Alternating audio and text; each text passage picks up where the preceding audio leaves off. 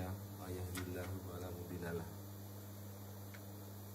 Saudara-saudara seiman, alhamdulillah kita ditempatkan di tempat yang mulia, yaitu tempat yang penuh berkah, di mana kita bisa menuntut ilmu, karena menuntut ilmu adalah jalan untuk menuju surga, sebagaimana dalam suara hadis, barang siapa menuntut ilmu, barang siapa menuju ke tempat majelis ilmu, maka akan dimudahkan jalannya menuju surga. Hadis riwayat Muslim.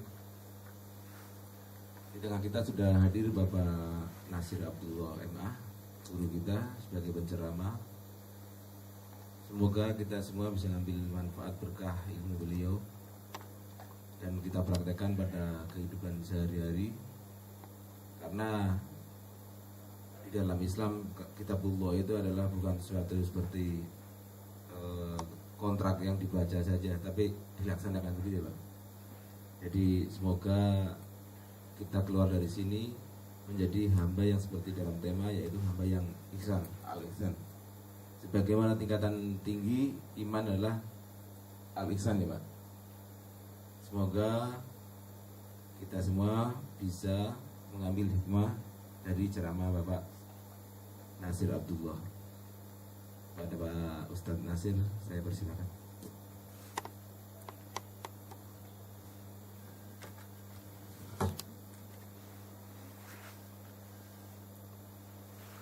Bismillahirrahmanirrahim. Assalamualaikum warahmatullahi wabarakatuh. Waalaikumsalam warahmatullahi wabarakatuh. Alhamdulillah. Alhamdulillahilladzi ahsana kulla syai'in khalaqah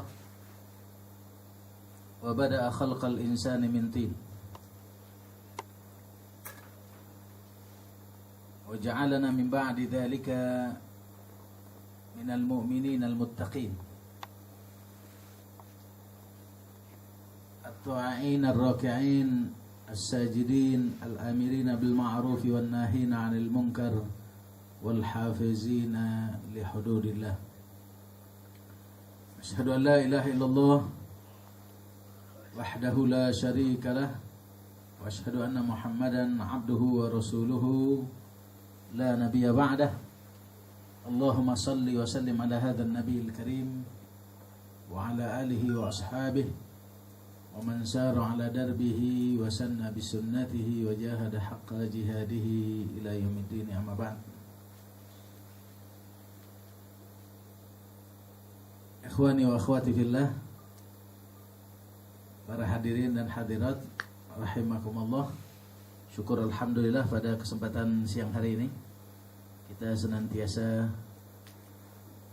dalam keadaan sehat walafiat atas karunia limpahan rahmat dari Allah Subhanahu wa taala. Semoga amal ibadah kita dicatat oleh Allah Subhanahu wa taala sebagai akan memperberat timbangan kebaikan kita. Amin ya rabbal alamin. Salawat dan salam senantiasa tercurahkan hendaknya kepada junjungan Nabi besar Muhammad sallallahu alaihi wasallam, kepada keluarga, sahabat, para tabi'in, para tabi' tabi'in, dan kepada seluruh pengikutnya sampai dengan akhir zaman. Setengah dua. Tanya jawab ya? Ada tanya jawab. Baik para jamaah sekalian, tema kita kali ini tentang al-ihsan. Pada kesempatan yang lalu, nggak tahu berapa tahun yang lalu begitu ya, saya lupa. Saya membawakan tema tentang al-ghulu. Ya. Nah ini hari ini al-ihsan. Jadi kalau dulu kita ke barat sana, sekarang kita ke timur. Ini dua hal yang sangat paradok ini, bertolak belakang. Ya.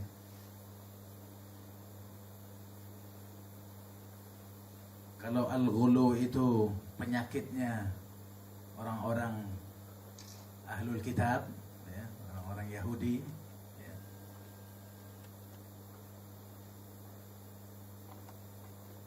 Al-ihsan itu sifat dan karakter yang seharusnya melekat pada diri seorang mukmin. untuk melawan sifat al-ghulu itu harus dengan pendekatan ihsan.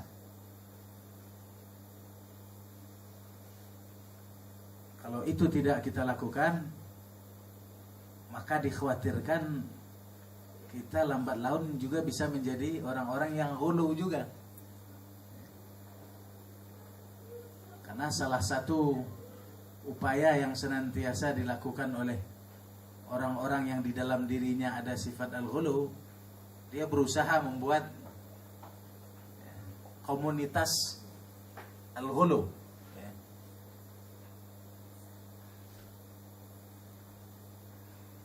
Oleh karenanya berperilaku ataupun berihsan, memiliki sifat ihsan itu adalah sebuah keharusan, sebuah keniscayaan. Agar kemudian kita salah satunya adalah terhindar dari sifat al-ghulu. Di dalam Al-Quran, kalimat ihsan ataupun kosakata yang kurang lebih berkonotasi al-ihsan itu tidak kurang di 50 tempat dalam Al-Quran. Tidak kurang. Artinya apa? Artinya bahwa Al-Quran memberikan perhatian yang besar terhadap al-ihsan itu sendiri.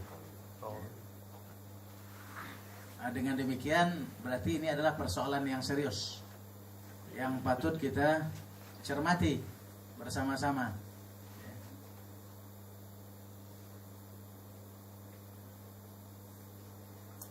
Di antara ayat-ayat yang berbicara tentang al-ihsan itu surat Ali Imran. Salah satunya A'udzubillahi minasyaitonirrajim. Bismillahirrahmanirrahim. Wa anfiqu fi sabilillah wa la tulqu bi aydikum ila tahlukah wa ahsinu innallaha yuhibbul muhsinin.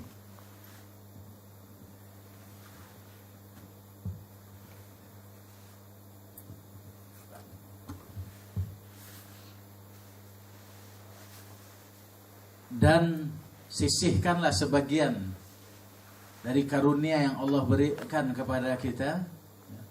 Wa anfiqu fi sabilillah, di jalan Allah, dan jangan campakkan diri kalian, jangan buat sesuatu yang berakibat kepada kecelakaan terhadap diri. Wala tuhliku anfusakum wala tulqu bi aydikum illa ta'aluka wa ahsinu, dan berbuat ihsanlah. Fa innallaha yuhibbul muhsinin, karena sesungguhnya Allah sangat mencintai orang-orang yang berlaku ihsan.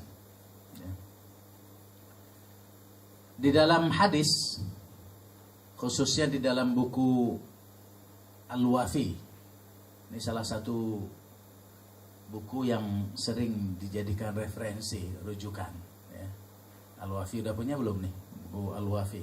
Nah, itu buku menghimpun 40 lebih dari hadis yang ditulis oleh Imam An-Nawawi. Makanya disebut dengan Al-Arba'in An-Nawawiyah. Nah, Al-Arba'in An-Nawawiyah kita sering dengar itu 40 hadis Imam Nawawi. Nah, buku yang menghimpun itu disebut dengan Al-Wafi, karena di situ tidak hanya sekedar menghimpun tapi juga memberikan keterangan-keterangan yang lebih rinci tentang pengertian dan makna dari 40 lebih dari hadis-hadis yang dihimpun oleh Imam Nawawi. Dan semuanya hadis ini tingkatannya sahih dan mutawatir. Nah, di dalam Al-Wafi kita menemukan ada 2 hadis yang berbicara tentang al-ihsan. Yang pertama, Rasulullah SAW bersabda, Innallaha katabal ihsana ala kulli syai'. bahwa sesungguhnya Allah memerintahkan dan mewajibkan berlaku ihsan terhadap segala sesuatu. Innallaha katabal ihsana ala kulli syai'. Lalu kemudian Rasulullah memberikan contoh bagaimana realitas ihsan itu sendiri dalam kehidupan sehari-hari. Fa idza qataltum fa ahsinul qitlah. Jika kalian harus membunuh,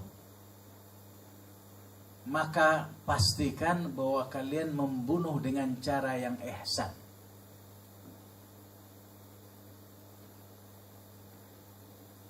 Jadi cerita tentang ihsan, tapi luar biasa, contoh yang diangkat tentang pembunuhan. Ini kan kalau dalam pandangan mata kasat kita kan dua hal yang sangat paradok nih. Bicara ihsan tapi kok bicara tentang pembunuhan.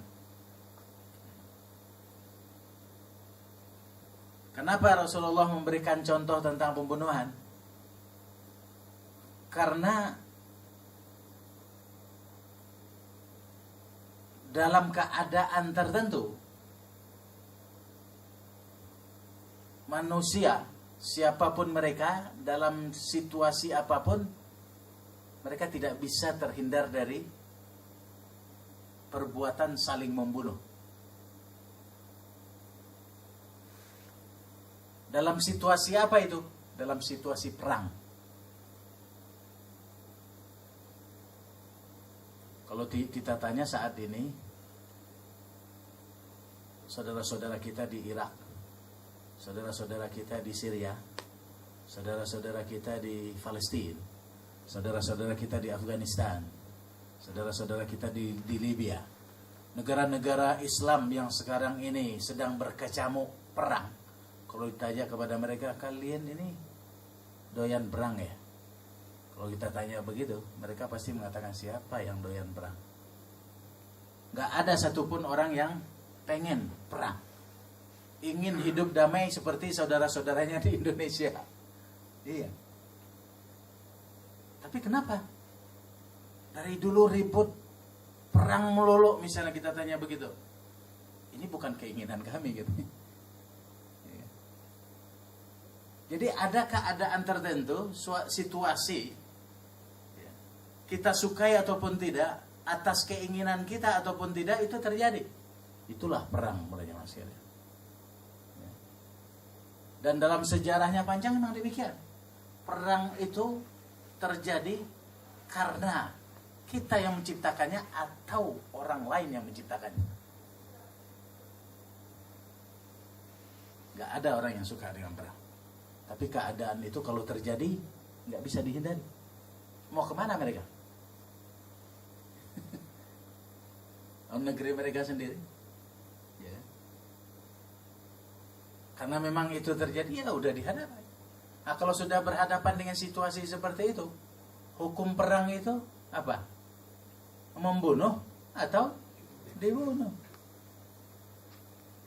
Membunuh atau dibunuh? Itu hukum perang. Kita berdoa kepada Allah mudah-mudahan negeri ini nggak terjadi. Ya. Saya nggak tahu berapa tahun yang lalu.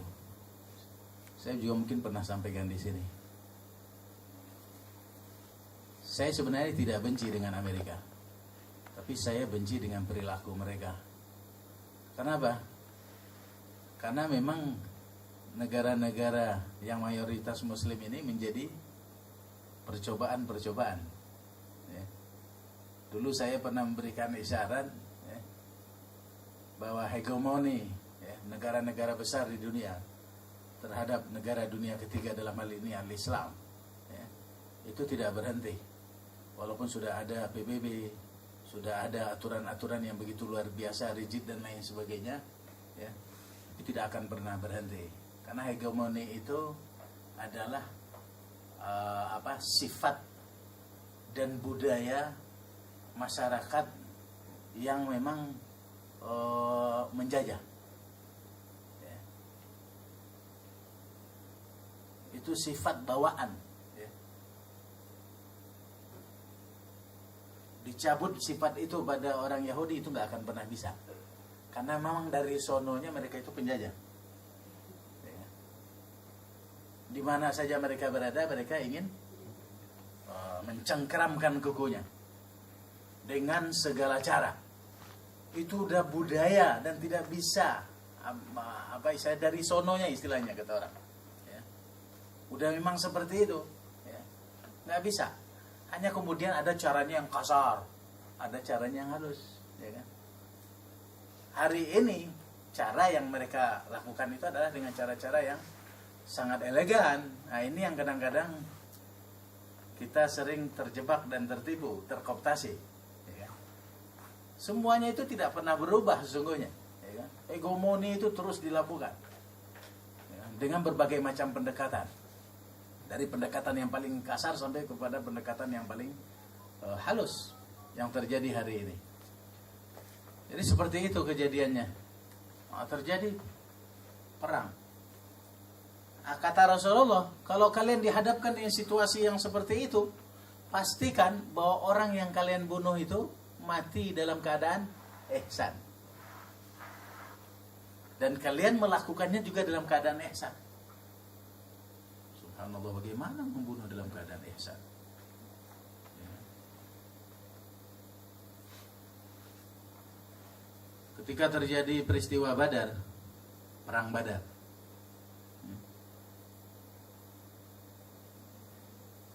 selesai perang, ditemukan di medan perang Badar itu tidak kurang dari ratusan jasad yang berguguran. Yang sebagian besar adalah dari orang-orang musyrik Makkah, musuh-musuh Rasulullah, kaum muslimin ketika itu. Itu hal yang biasa dalam situasi perang. Tapi yang luar biasa adalah bahwa tidak ada jasad yang terbujur mati ketika itu kecuali dalam keadaan tercabik-cabik.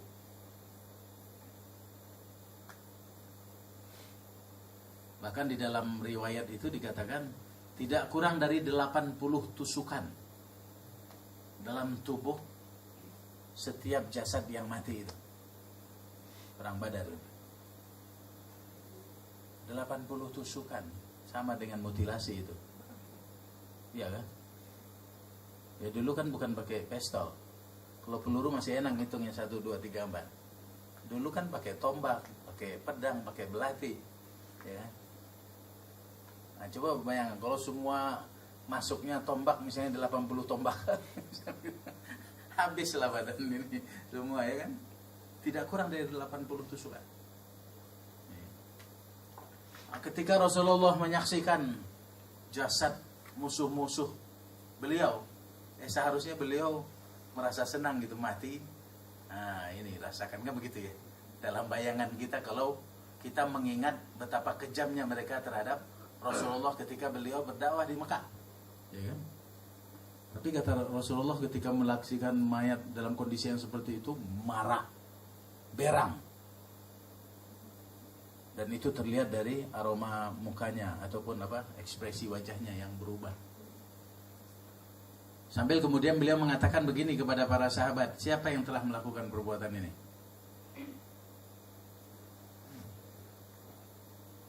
Sampai 3 kali Rasulullah mengatakan itu. Siapa yang telah melakukan perbuatan ini di antara kalian? Gak ada satupun sahabat yang mengaku. Sampai 3 kali Rasulullah menanyakan hal itu kepada para sahabat. Gak ada yang mengaku.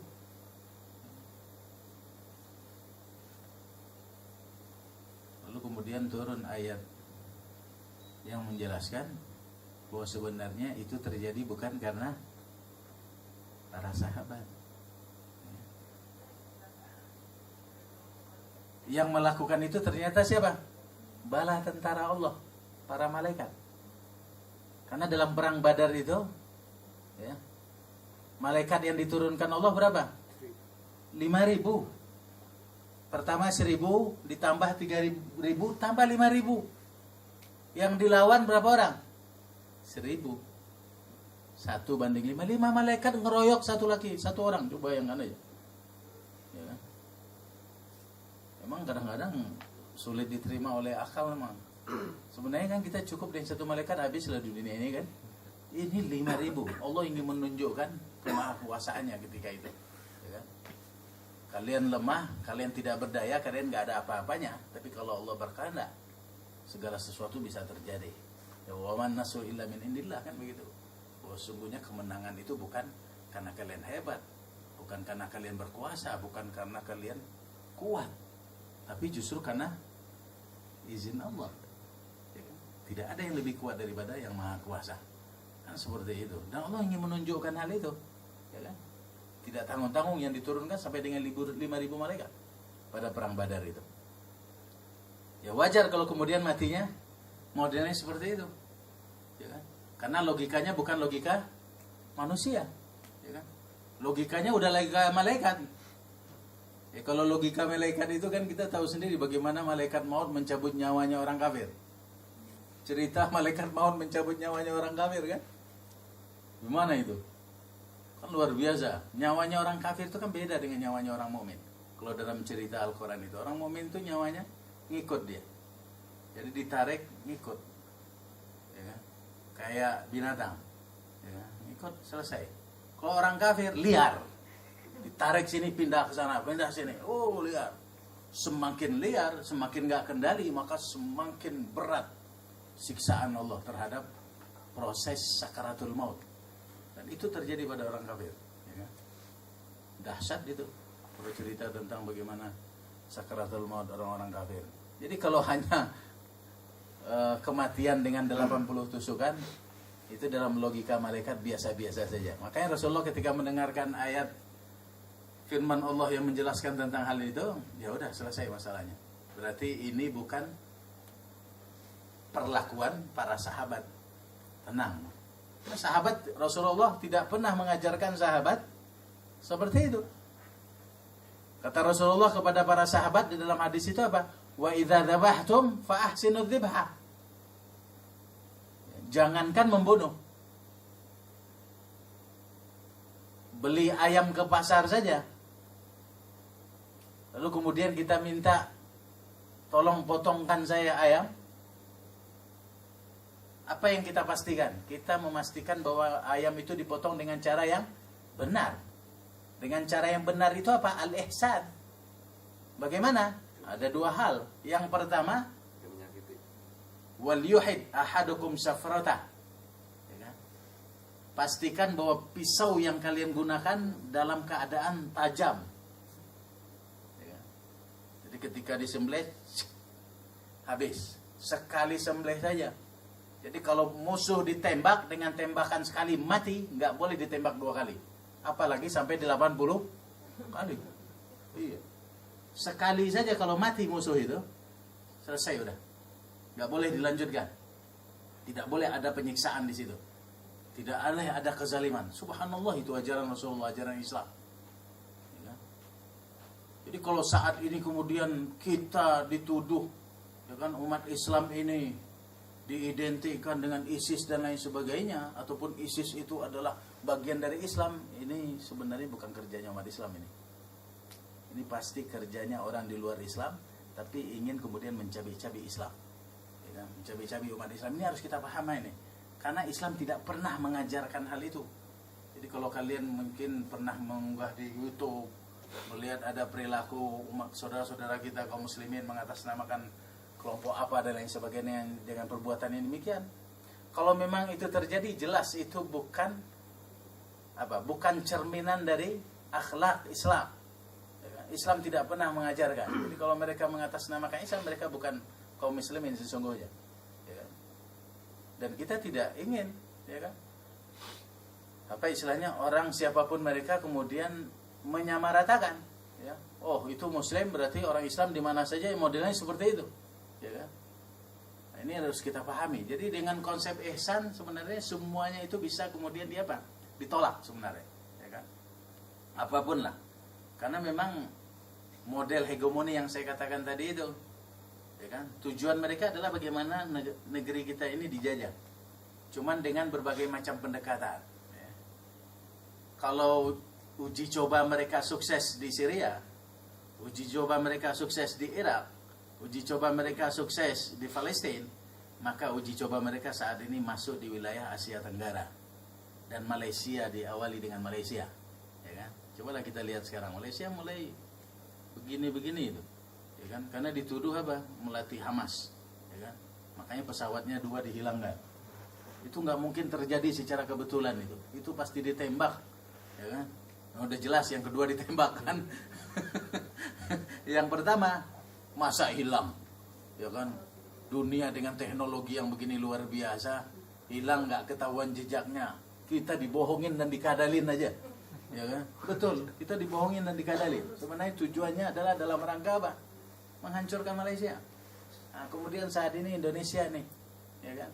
Jadi kita ini menjadi target berikutnya ini, ya kan? Makanya berbagai macam model cara mereka coba kepada umat Islam ini. Makanya yang harus kita perkuat adalah keutuhan kita, sendi-sendi, ya kan? Pemahaman kita terutama pemahaman Islam, ya kan?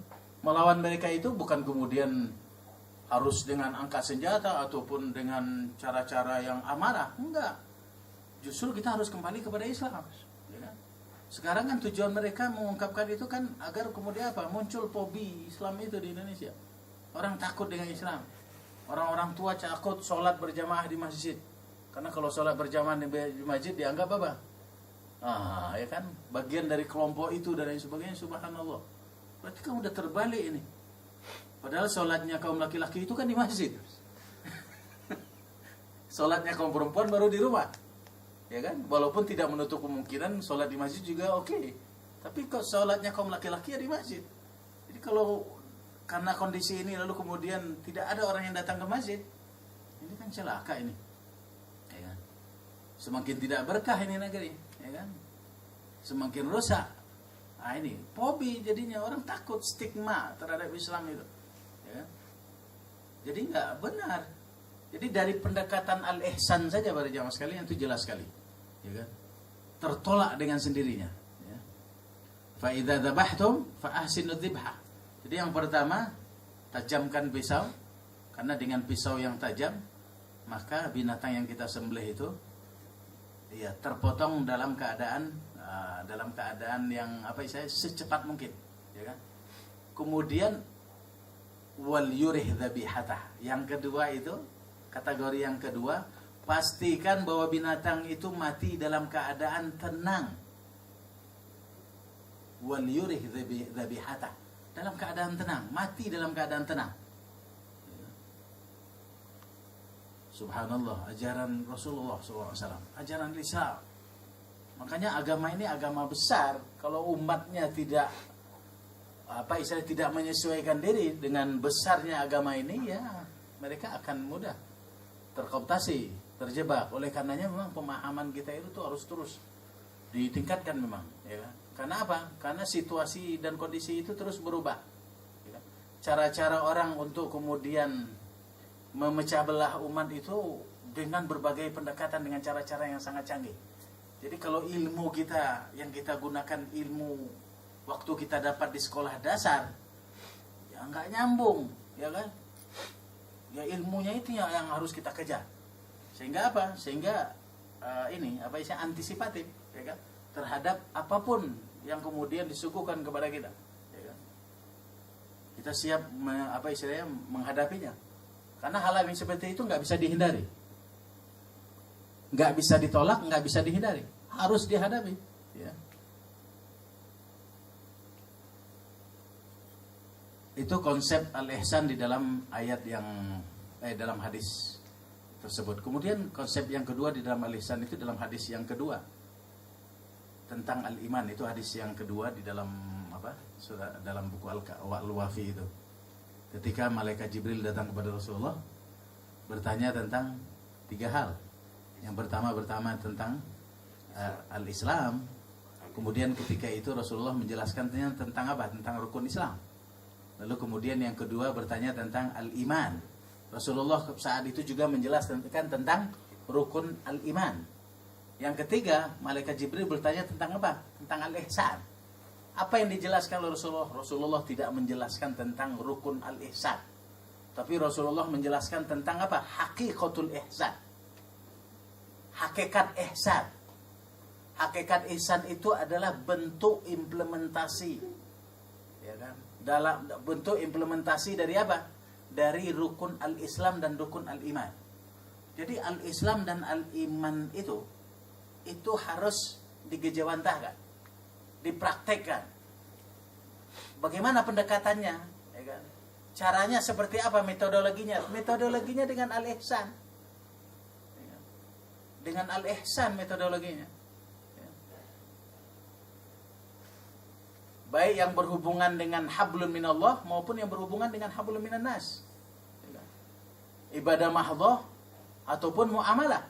Ya kan? Rukun al-Islam itu kan ada unsur muamalah di dalamnya. Dan ada unsur ta'abudiyah di dalamnya. Begitu juga dengan rukun iman. Nah, ini pendekatannya harus dengan al-ihsan. Nah, para jamaah sekalian, kalau kita perhatikan dalam konteks kehidupan Rasulullah, subhanallah, Rasulullah itu adalah manusia satu-satunya yang berhasil menerapkan konsep al-ihsan. Buahnya apa? Buahnya sukses. Apa bentuk kesuksesan beliau? 23 tahun beliau berdakwah. Sebelum beliau meninggal, ketika Hujjatul Wada, berapa manusia yang berhimpun di sekitar beliau? 160.000 umat yang semuanya menyatakan diri beriman kepada Rasulullah dan beriman kepada Islam. Itu hampir merupakan representasi dari masyarakat dunia saat itu yang ada di Jazirah Arabia dan sekitarnya. Subhanallah, para jamaah sekalian. Dan itu tidak pernah terjadi dalam sejarah perjalanan umat manusia sepanjang masa sebelum itu. Belum pernah terjadi. Para nabi, coba kita lihat nabi-nabi sebelumnya. Baik itu nabi-nabi yang hidup sebelum Bani Israel ataupun nabi-nabi yang hidup setelah masa Bani Israel. Semuanya itu ujung-ujungnya apa? Ujung-ujungnya gagal. Nggak berhasil menciptakan komunitas masyarakat yang besar, itu nggak berhasil. Ada yang selamat, jumlahnya terbatas sekali, 1, 2, 3 orang. Yang lainnya hancur, babak belur, habis, dibinasakan. Kan dalam sejarahnya kan seperti itu. Baik Bani Israel ataupun sebelumnya. Makanya nggak ada yang bisa menandingi Rasulullah. Ya. Jadi kalau kita berkiblat kepada selain Rasulullah, mau kiblat kemana kita? Kalau kita ingin mereferensi, mau mereferensi kemana? Karena nggak ada contoh yang baku, yang real, yang menunjukkan kesuksesan yang besar selain Rasulullah, nggak ada. Nggak ada. Hanya Rasulullah saja yang sukses. Apa yang membuat Rasulullah sukses? Konsepnya al-ihsan. Ihsan di dalam beribadah, ihsan di dalam bermuamalah. Dan itulah sesungguhnya yang disebut dengan apa? Dengan dakwah. Fikih dakwah itu yang seperti itu para jamaah sekalian. Jadi kita itu dimanapun berada, kita itu disukai oleh siapapun, dicintai oleh siapapun. Bahkan kalau perlu musuh-musuh kita, orang-orang yang tidak suka dengan kita, walaupun dia tidak suka, walaupun dia membenci, tapi dia tidak punya alasan untuk membenci kita, itu yang paling penting. Tidak punya alasan. Ya kita kan susah juga berharap bahwa semua orang 100% harus ya, nyaman bersama-sama dengan kita, nggak bisa juga. Ya kan? Lalu di mana iblis? Setan di mana? Ya. Iblis dan setan itu kan selalu ada. Ya. Nggak bisa juga 100%. Pasti ada yang nggak suka. Ya kan? Itu biasa, sunnatullah. Ya kan? Sunnatullah itu. Ya kan? Banyak musuh Rasulullah itu banyak. Ya kan? Tapi kalau ditanya kepada mereka, kenapa Anda membenci Muhammad? Mereka mengatakan, jujur, saya tidak punya alasan membenci Muhammad. Kita menginginkan hari ini, ketika ada orang musuhi kita kaum muslimin, Kita tanyakan kepada mereka, kenapa Anda memusuhi Islam? Mereka menjawab, kami tidak punya alasan untuk memusuhi Islam, tapi hanya karena rasa heket, rasa dengki saja. Ya, kita menginginkan itu. Untuk sampai ke tahap itu apa? Harus dengan konsep al-ihsan. Jadi jangan begini, kita itu ketika berbuat baik, jangan berhitung. Kita ini suka berhitung. Padahal Rasulullah tidak pernah mengajarkan kita begitu. Saya mau melakukan ini kalau dia mau begini, kalau dia begitu, kalau dia begini. Berhitung kita. Salah ini. Kita itu sebenarnya kalau ketika kita berbuat itu, berbuat saja. Nothing tulus, gitu loh. Makanya al-ihsan itu, kalau kita kembalikan kepada pengertiannya, di dalam kamus itu al-ihsan itu artinya apa? Al-ikhlas dan penuh perhatian. Ikhlas dan penuh perhatian. Ketika misalnya kita memberi makan seseorang, mengeluarkan infak, memberikan perhatian, menjenguk orang sakit, ya, menahan amarah kita. Tanya pada diri kita, untuk apa kita melakukan hal itu? Ya, supaya dia nggak marah misalnya. Karena tetangga aja. Ini udah nggak benar nih. Ini nggak ikhlas, ini bukan ihsan ini. Ya kan?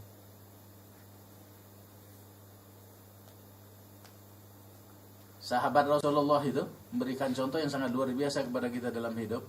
Mereka itu biasa berpergian dari satu tempat ke tempat yang lain dan tidak dekat, jauh. Dengan berjalan kaki, ya kan? Itu hanya sekedar mengunjungi saudaranya di tempat yang lain. Sekedar mengunjungi silaturahim. Pada satu saat dikirim oleh Allah malaikat Jibril, ya kan? Menyerupai manusia, lalu kemudian berpapasan dengan salah seorang sahabat yang melakukan silaturahim. Ditanya oleh Jibril ini, ya kan? Anda ini mau kemana? Apa tujuan Anda? Anda, saya berpergian ke satu tempat dengan tujuan bersilaturahim. Ya kan? Untuk apa Anda bersilaturahim? Hanya semata-mata karena cinta, karena Allah Subhanahu Wa Taala. Apa kata malaikat ketika itu? Rasulullah, Allah Subhanahu Wa Taala sampaikan kepada malaikat, ya, sampaikan kepada orang itu salam dari Allah, dan Allah mencintainya melebihi dari cintanya dia terhadap saudaranya. Subhanallah. Ya. Itu al-ihsan, berjamaah sekalian. Jadi kita melakukan sesuatu itu tujuannya apa? Berharap ridho Allah aja. Melayani suami, tujuannya apa? Ya. Mencari ridho Allah. Ya.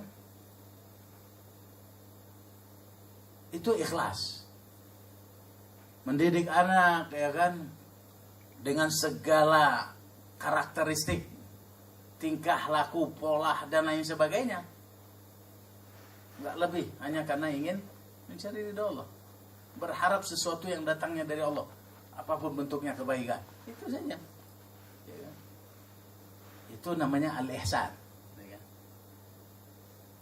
Dan penuh apa? Penuh perhatian. Penuh perhatian itu, kita itu tidak pernah berputus asa dalam melakukan kebaikan terhadap siapapun dan tanpa pandang bulu. Rasulullah itu dakwah beliau kan kepada orang-orang kafir, kepada orang non muslim, ya kan? Ya, karena ketika itu memang Islam kan baru hadir, kan begitu. Ya jelas objek dakwahnya orang-orang yang tidak mengenal Islam. Kira-kira lebih ringan atau lebih berat daripada menghadapi orang-orang Islam sendiri? Ya ini aja varian aja sebenarnya kan. Ada senangnya, ada susahnya, ya kan, ada ini ya, apa istilahnya, suka dukanya, ya kan. Tapi yang jelas secara umum jelas lebih berat. Apalagi kalau saya baca dalam sejarah itu, ya. Masyarakat Arab itu kan masyarakat yang radikal, konfrontatif, ya kan, ekstrim, ya. Merasa sudah paling mapan dengan segala yang mereka miliki, sehingga apapun kebaikan yang datang dari siapapun itu pasti ditolak, Dan sudah modelnya begitu orang Arab itu, ya kan? Keras, ya, seperti itu. Kalau merasa paling benar ya udah, dia nggak peduli dengan yang lain. Itu orang Arab tuh modelnya. Memang demikian orang Arab. Ya kan? Model orang Arab yang begitu itu Rasulullah diutus. Merubah apa? Merubah tabiat, merubah mindset mereka, merubah ideologi mereka. Kira-kira gimana itu mereka? Makanya kalau kita lihat memang luar biasa suka dukanya Rasulullah berdakwah. Tapi walaupun demikian Rasulullah itu nggak pernah sedikit pun mengeluarkan kata-kata apa? Putus harapan, ya. Putus putus asa, nggak pernah, ya.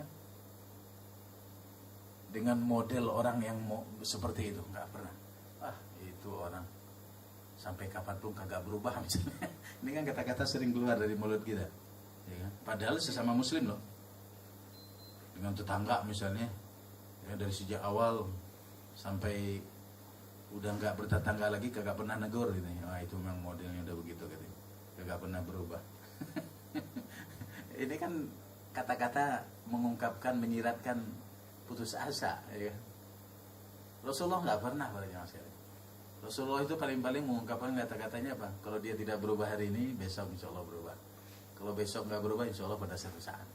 Kalau dia tidak berubah, insya Allah yang berubah anak cucunya. Begitu. Begitu Rasulullah. Makanya kalau kita lihat kaum apa?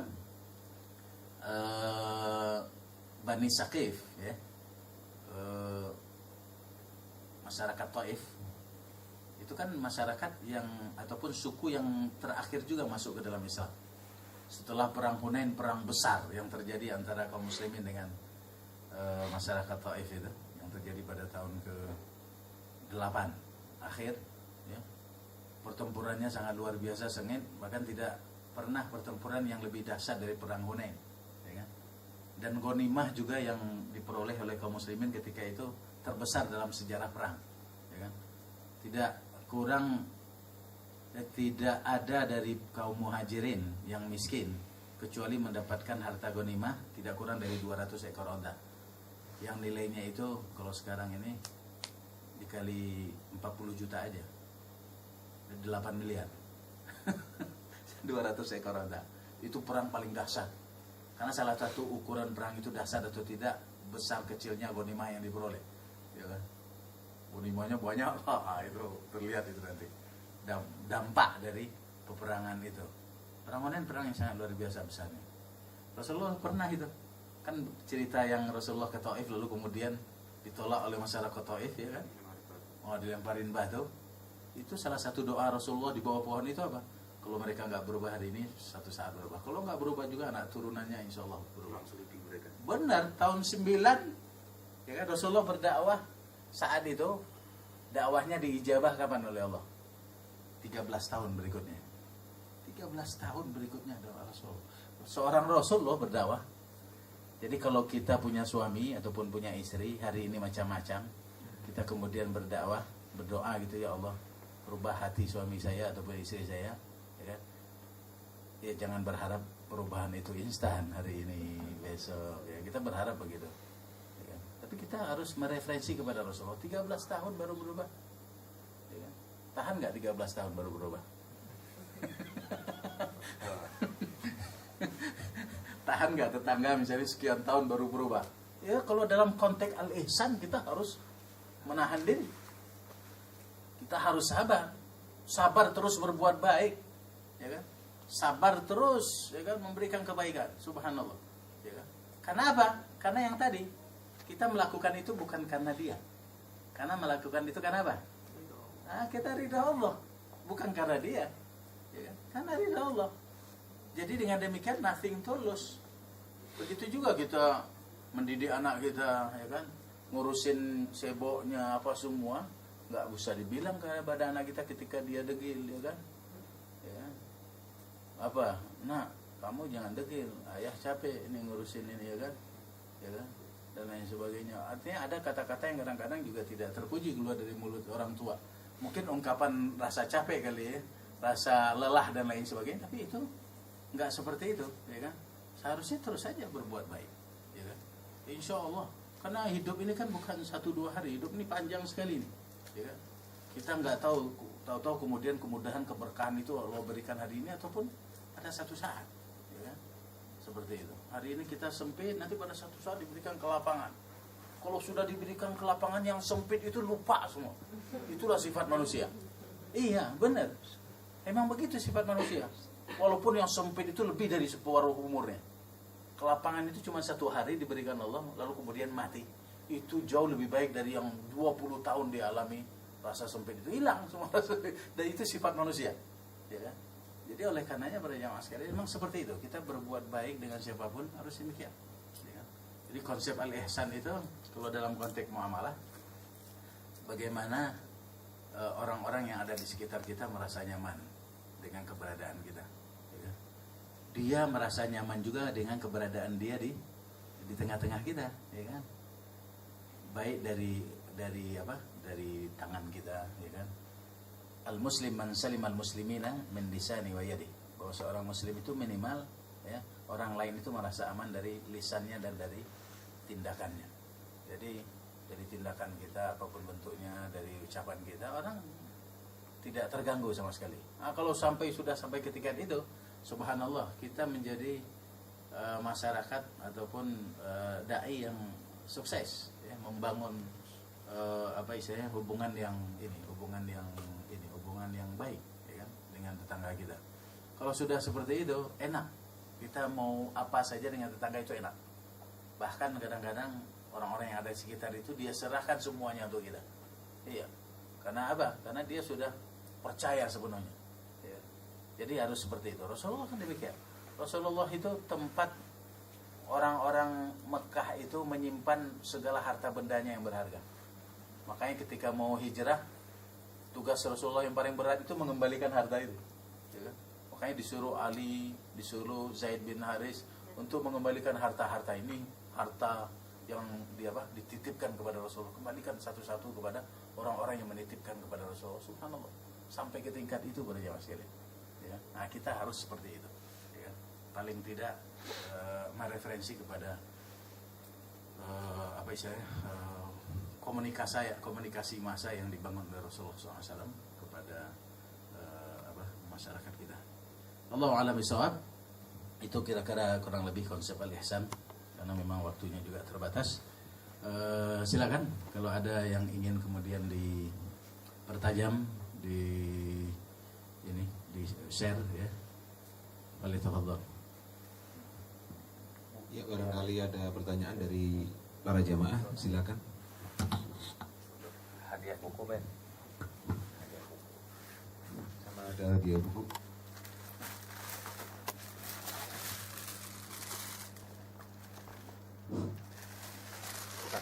Assalamualaikum warahmatullahi wabarakatuh. Waalaikumsalam warahmatullahi wabarakatuh.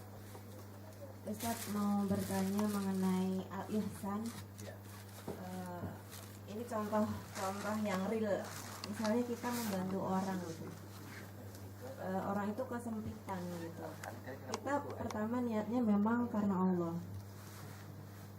Dalam artian juga kita pengen orang itu berusaha agar besok-besok tidak sempit lagi dengan kita bantuannya. Tapi terkadang orang itu justru nggak ada semangat untuk lebih baik gitu, malah leha-leha, nggak berusaha. Besok lagi kesempitan lagi, kita bantu lagi. Jadi niat kita yang tadinya karena Allah terkadang tersisip dengan kok jadi gini gitu. Jadi kebiasaan, dan kita kadang ada sedikit rasa jengkel gitu. Kenapa kok seperti ini? Padahal kita memang niatnya karena Allah. Walaupun memang amal kita udah tercatat sama Allah, tapi apakah kita boleh ketika dalam kondisi seperti itu kita berusaha tidak memberi bantuan, tapi dengan tujuan untuk mendidik gitu, mendidik agar orang yang kita bantu itu berusaha gitu. Tapi memang kita sebenarnya niatnya juga pengen membantu terus gitu. Tapi dalam kondisi seperti itu, Ustaz. Itu aja. Wassalamualaikum warahmatullahi wabarakatuh. Waalaikumsalam. Iya. Para jamaah sekalian, ini dua hal yang berbeda. Yang pertama, memberikan bantuan apapun bentuknya, ya. Karena memang mereka itu butuh. Yang tidak butuh aja kita perlu bantu, ya kan? Apalagi yang kemudian memang membutuhkan, ya. Itu harus terus kita lakukan. Kemudian di sisi lain, pemberdayaan, ya. Karena bagaimanapun kita menginginkan umat Islam itu kan tidak selalu dalam posisi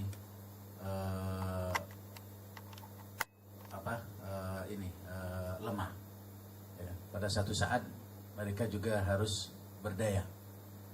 Dan kalau kita lihat pendekatan zakat itu dengan pendekatan infak berbeda, ya. Jadi kita lihat bantuan kita ini berupa apa. Kalau dia berupa infak, ya, infak sedekah, itu sebenarnya orientasinya lebih banyak kepada silaturahim, lebih banyak kepada menebarkan kebaikan, ya. Itu infak dan sedekah. Dan biasanya itu tidak tergantung kepada waktu, ya.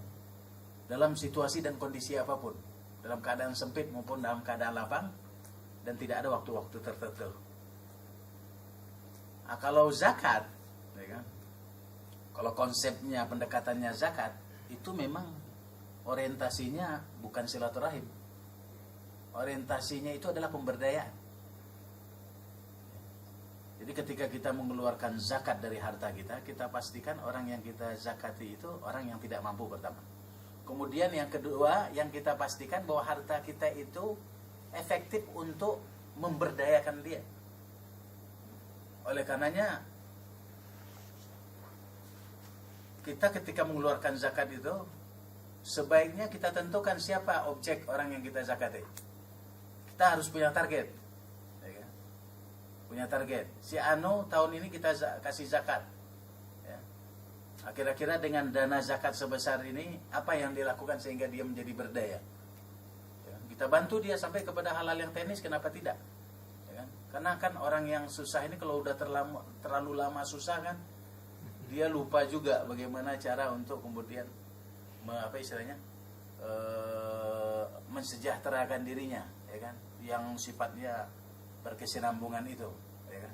Kita berikan cara-cara pendekatan yang teknis, ya kan, yang praktis seperti itu. Terus kita pantau, kita targetkan tahun ini dia kita bantu, tahun depan insya Allah dia tidak perlu kita bantu karena dia sudah berdaya. Nah, kita punya target itu, ya kan. Nah, ini kan kadang-kadang enggak semua sama. Infak, sedekah, zakat sama aja, ya kan. Kita kasih kepada orang tanpa ada target-target itu, makanya tidak ada orientasi itu, nggak pernah sampai, ya kan. Nggak pernah sampai, nggak pernah tujuannya itu tergapai, ya kan, melalui konsep ini. Ke depan seharusnya ini harus kita buat target-target, ya kan? Jadi zakat itu seperti itu, ya. Harus kita punya target. Targetnya adalah pemberdayaan, ya kan? Jadi kalau seperti yang tadi, saya melihat konsep tadi itu bisa konsep pendekatannya zakat ataupun bisa pendekatannya infak dan sedekah. Ini infak dan sedekah atau zakat? Infak. Nah, kalau infak dan sedekah sebenarnya orientasinya lebih kepada silaturahim. Tapi boleh juga pendekatan pemberdayaan itu juga boleh, tapi dia bukan menjadi orientasi utama, ya kan.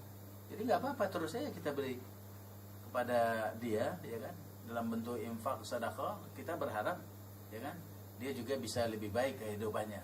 Kalaupun itu tidak tercapai nggak apa-apa, ya kan, karena memang orientasinya bukan itu, ya. Kecuali kalau zakat, ya kan. Makanya zakat itu kan jumlahnya tertentu, dia porsinya juga bisa besar. Kita ini kadang-kadang kan zakat itu terlalu luas cakupannya, ya kan? Semua orang yang penting dapat zakat. Dapat zakatnya akhirnya cuman sikit-sikit, ya kan? Dikit-dikit. Mestinya ya nggak harus kepada semua orang, ya kan? Kita harus orientasikan kepada kelompok tertentu yang kita pastikan bahwa memang dia butuh dana zakat untuk pemberdayaan ekonominya. Kita orientasi aja kepada mereka ini. Walaupun jumlahnya sedikit tapi fokus, ya kan? Nah, di situ kita bisa bikin target itu. Nah, di Indonesia ini memang pengelolaan zakat itu kan masih tumpang tindih, ya kan? Kadang-kadang satu orang itu bisa menerima zakat itu dari 10 sumber, ya kan? Sehingga bisa menumpuk yang lainnya. Kadang-kadang tidak mendapatkan sama sekali ataupun hanya 1-2 dan lain sebagainya. Jadi tidak apa istilahnya, tidak merata, ya. Nah, itu masih menjadi persoalan negeri kita ini. Tapi sekali lagi saya ingin mengatakan bahwa itu dua hal yang berbeda, ya kan? Kita tetap berlaku ihsan dan kita jangan sampai mengurangi perbuatan ihsan itu, jangan sampai mengganggu ini kita apa istilahnya, perasaan kita, ya kan? Jangan sampai mengganggu ya perasaan kita, terus saja berbuat ihsan. Kalaupun dia tidak juga berubah, ya apa boleh buat, ya. Berbuat aja terus, ya kan? Kalau bisa dari sisi kita cari cara-cara yang lain, ya, yang lebih memungkinkan sehingga kemudian dia menjadi berdaya kalau memang kita ingin melakukan hal itu. Karena orang susah ini kan kategorinya juga macam-macam. Ada yang susah itu memang sudah dari sononya susah. Jadi udah kelamaan usahanya, ya kan? Kelamaan. Jadi dia pandainya cuma begini. Ya kan? Lebihnya dia nggak pandai. Tapi ada orang yang dia susah itu karena keadaan. Dia sebenarnya tadinya berdaya, tapi karena keadaan PHK misalnya, ataupun usahanya lagi ambruk, jadi collab misalnya dan sebagainya. Ini orang-orang punya potensi yang kuat untuk kemudian berdaya. Ya, ini mudah ini, ya kan? Jadi kita perlu kategorikan ini.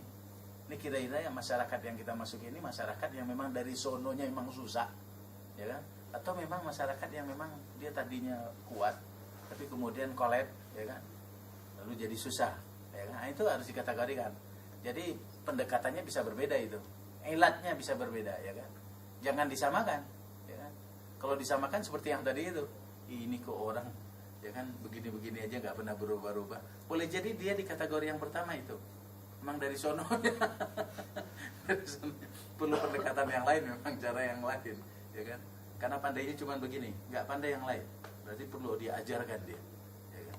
Kamu harus begini, kamu harus begini, kamu harus diajarkan, ya kan? Detail, ya kan? Seperti itu.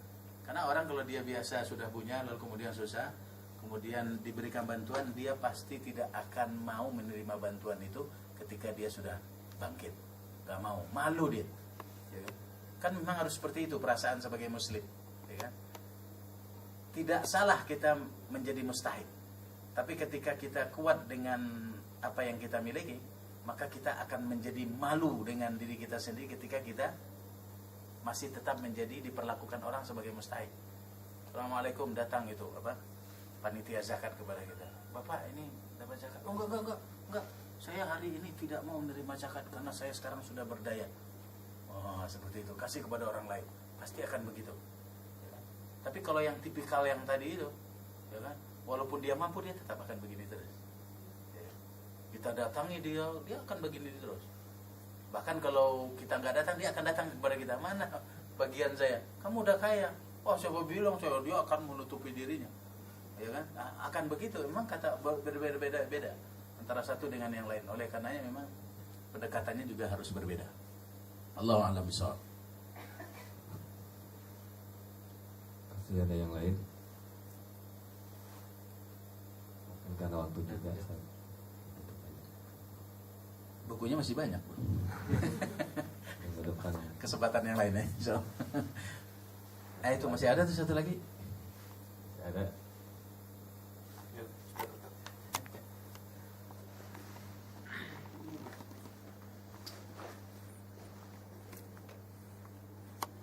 Assalamualaikum warahmatullahi wabarakatuh. Waalaikumsalam.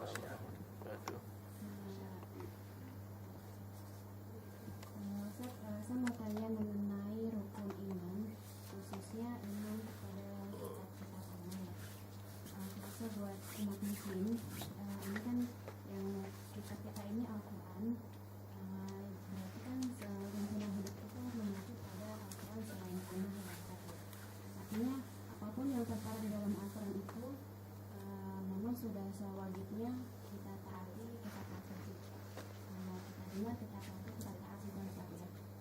seandainya kita sebagai muslim, saat ini kan masih kebanyakan muslim yang memilah-milahkan.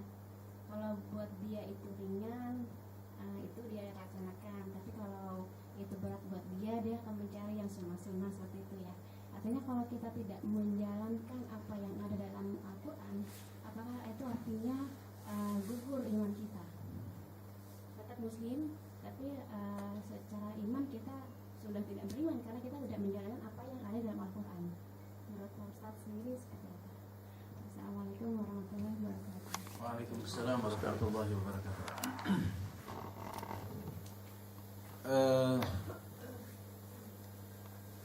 Rukun iman ya, itu sebenarnya basic, bahwa ketika kita terlahir sebagai mukmin, bahwa kita itu beriman ya. Hanya keimanan itu kemudian kan harus dibuktikan ya. Nah, pembuktiannya itu kan sebenarnya dalam konteks rukun Islam. Jadi nilai-nilai Islam yang kemudian tertera di dalam sunnah dan di dalam Al-Quran, itu yang kemudian dilaksanakan ya. Pada tataran implementasinya itu antara satu dengan yang lainnya berbeda-beda ya. Kita tidak bisa paksakan satu paket kepada semua orang ya kan? Kita harus berikan pilihan-pilihan. Ada paket, kalau kita umroh kan ada paket A, B, C, D. Haji juga begitu, ada haji plus, ada haji biasa. Hotel juga ada hotel bintang 5 sampai kepada tingkat losmen ya kan? Ini logika yang harus kita bangun juga di dalam apapun ya kan? Dalam beribadah juga demikian. Logika itu harus kita bangun. Jangan kita paksakan harus satu model ya kan? Dan orang itu tingkat kemampuan dia di dalam mengimplementasikan nilai-nilai Islam itu berbeda-beda. Kadar keimanannya kan juga berbeda-beda, naik turun ya kan? Naik turun, fluktuatif ya kan? Keimanan itu naik ketika kemudian ketaatan itu bertambah kan begitu ya. Keimanan itu mengalami penurunan ketika kemudian ketaatan berkurang dan kemaksiatan pun dilakukan ya, itu akan menurun dan lain sebagainya. Jadi artinya apa? Dalam prakteknya itu buat senyaman mungkin semua orang ya kan? Buat senyaman mungkin. Logikanya begini, sholat zuhur itu waktunya dari jam 12 sampai dengan jam 3. Ada 3 jam. 3 jam ini kita bagi ke dalam 3 kelas ya, klaster ya. Klaster yang pertama ya, itu 1 jam yang pertama. Nah, itu kalau hotel bintang 5 itu. Kalau klasternya yang dekat sini yang bagus itu. Klaster Jatim. Yang harganya 1 M ke atas. Ya. Itu yang pertama. Mau nggak yang itu? Oh jelas dong. Saya juga mau. Cuma masalahnya kagak bisa. Bintang 5 juga nggak bisa. Ideal itu. Ya. Dalam sholat juga begitu. Ya. Yang paling utama itu dalam sholat adalah as-sholatu ala waktiha. Sholat pada waktunya ya. Nah, pada waktunya ini yang terbaik itu di awal waktu. Itu waktu yang paling ideal ya. 1 jam yang pertama itu waktu yang paling ideal. Saat itulah kita upayakan menunaikan sholat ya. Supaya kita mendapatkan predikat yang terbaik, apresiasi yang paling tinggi di sisi Allah Subhanahu wa taala. Seperti itu. Tapi yang menjadi pertanyaan, apakah semua orang bisa kita perlakukan seperti itu? Nggak bisa ya. Karena kan keadaan orang kan berbeda-beda situasinya, kondisinya. Kita berharap semua orang masuk hotel bintang 5, masuk surga Firdausul A'la ya. Surga kan bertingkat-tingkat juga. Yang paling tinggi itu Firdaus, itu yang paling tinggi kan begitu. Tapi kalau semua masuk Firdaus A'la, yang lainnya bukan kita ingin sebagian gak masuk, enggak, tapi emang logikanya begitu ya kan? Dalam kehidupan juga demikian. Yang penting pastikan bahwa semua orang itu tetap dalam ketaatan, walaupun ketaatan yang paling minim sekalipun. Nah, yang penting dia nyaman ya kan?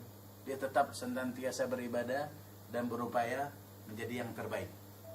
Ya kan? Berusaha menjadi yang terbaik. Kenyamanan itu yang harus dibangun. Daripada orang kemudian dipaksakan, lalu kemudian dia menolak, akhirnya kemudian ya, dia udah nggak mau lagi melakukan itu. Ya rugi bagi semuanya.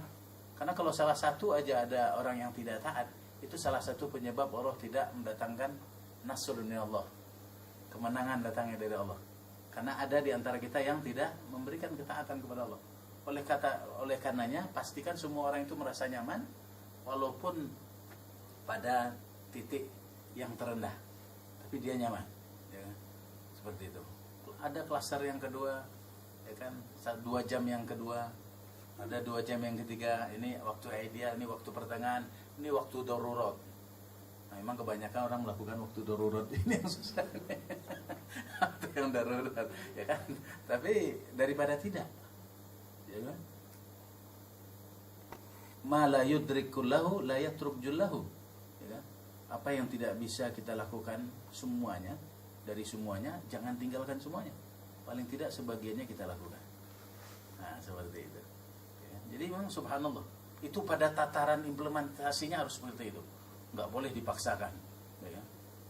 Jadi orang kemudian merasa nyaman. Rasulullah begitu juga memperlakukan sahabat-sahabatnya demikian. Ketika ada sahabat yang dia tidak terlalu baik dengan orang tuanya, disuruh sama Rasulullah untuk taat kepada orang tuanya. Kata sahabat itu, cukup dengan itu ya Rasulullah, cukup dengan itu, dijamin masuk surga, dijamin masuk surga. Padahal sebenarnya Islam kan banyak sekali, tapi karena Rasulullah melihat sisi orang ini kelemahannya di situ, Rasulullah fokus di situ, stressingnya di situ, ya kan? Sahabat Aisyah Haulah binti Tuwaid itu, ya kan? Itu seorang wanita ahlul ibadah. Konon kabarnya tiap malam tidak pernah tidur karena sholat terus.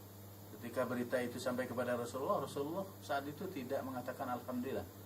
Rasulullah justru mengatakan kepada Aisyah, ya Aisyah, khudhi minal amal ma tutihu. Ya kan? Kalau engkau beribadah, beribadah semampumu. Ya kan? Beribadah semampumu. Fattaqullaha mastata'tum. Beribadahlah semampumu. Ya kan? Lalu kemudian Rasulullah mengatakan, wallahi walladhi nafsi biyadihi fa innallaha la yas'am hatta tas'am. Demi Allah yang jiwa Muhammad ada di tangannya, sesungguhnya Allah tidak akan pernah melihat seorang hamba bosan. Sungguhnya Allah tidak pernah bosan melihat seorang hamba beribadah. Lalu siapa yang bosan? Nah, manusianya yang bosan. Ya, manusianya yang bosan. Nah, bagaimana supaya enggak bosan? Nah, dibuat sedemikian rupa. Ya kan? Diciptakan suasananya senyaman mungkin, seenak mungkin, se-enjoy mungkin, ya kan? Orang sholatnya begini, silakan. Sholatnya begini, silakan. Sholatnya begini, silakan. Nyaman. Yang mana yang nyaman? Silakan. Yang nggak nyaman itu yang nggak sholat. Nah, yang dia sholat, silakan, ya kan? Nah, yang seperti itu. Jadi memang harus seperti itu. Nggak boleh kita memaksakan idealisme kita. Oh, saya karena sholat sepertiga akhir malam, orang lain juga harus sholat sepertiga akhir malam. Kalau dia tidak sholat seperti saya, berarti dia bukan bagian dari saya. Ini udah repot nih kalau begini nih, ya kan? Sahabat tuh nggak ada yang bisa sama dengan Rasulullah, ya kan? Oleh karenanya ada sahabat yang pengen seperti Rasulullah, akhirnya tidak mau kawin, ya kan? Nggak mau kawin, nggak mau menyentuh perempuan. Kata Rasulullah, saya tidak pernah melakukan itu. Saya tetap berkeluarga, ya kan? Nah, sampai seperti itu. Jadi salah kaprah dalam prakteknya itu, ya kan? Jadi memaksakan kehendak, ya, itu yang jangan dilakukan. Jadi buat aja suasana senyaman mungkin, ya kan? Pastikan bahwa orang itu selalu berada taat kepada Allah Subhanahu wa taala, dan insyaallah masih dalam bingkai keimanan itu sendiri. Allahu a'lam bishawab. Waktunya kelewat 15 menit, ya kan? Hadana wa yakum ajma'in. Kita akhiri dengan beristighfar 3 kali. Astaghfirullahalazim. Astaghfirullahalazim. Astaghfirullahalazim. Allahumma ja'al jam'ana hadha jam'an marhuma wa tafarruqana min ba'di dhalika tafarruqan ma'suma. Allahumma la tada' lana dhanban fi maqamina hadha illa ghafartah wa la hamman illa farrajtah wa la daynan illa qadaitah wa la hajatan min hawaijid dunya wal akhirah illa qadaitah wa yassartah ya rabbal alamin. Allahumma innaka afuwun karimun halimun tuhibbul afwa fa'fu anna. Allahumma inna nas'aluka ridhaka wal jannah wa na'udzu bika min sakhatika wan nar. Rabbana zalamna anfusana wa illam taghfir lana wa tarhamna lanakunanna minal khasirin. Rabbana atina fid dunya hasanah wa fil akhirati hasanatan wa qina azaban nar. Subhana rabbika rabbil izzati amma yasifun wa salamun alal mursalin walhamdulillahi rabbil alamin. Assalamualaikum warahmatullahi wabarakatuh. Waalaikumsalam.